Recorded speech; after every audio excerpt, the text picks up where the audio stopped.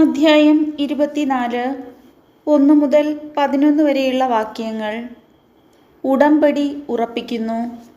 കർത്താവ് മോശയോട് അരുളിച്ചെയ്തു, നീയും അഹ്റോനും നാദാബും അബീഹുവും ഇസ്രായേലിലെ 70 ശ്രേഷ്ഠന്മാരും കൂടി കർത്താവിൻ്റെ അടുക്കലേക്ക് കയറി വരുവിൻ.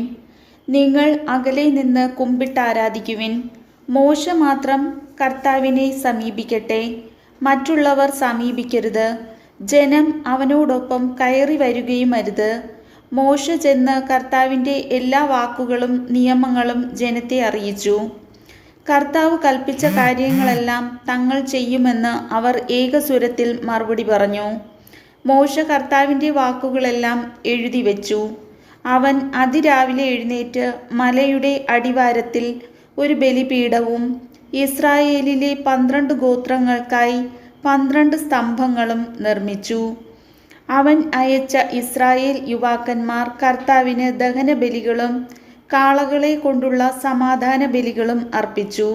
മോശ ബലിയുടെ രക്തത്തിൽ പകുതി പാത്രങ്ങളിലാക്കുകയും പകുതി ബലിപീഠത്തിന്മേൽ തളിക്കുകയും ചെയ്തു.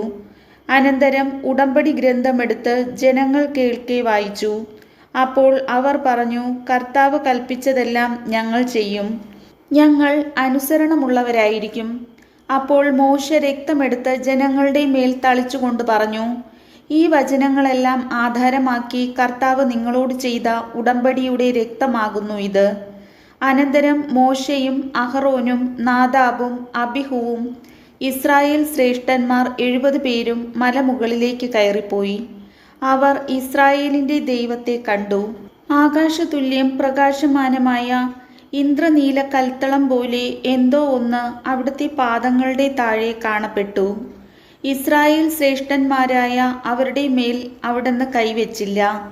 അവർ ദൈവത്തെ കണ്ടു. അനന്തരം ഭക്ഷിക്കുകയും പാനം ചെയ്യുകയും ചെയ്തു. കർത്താവിൻ്റെ വചനം.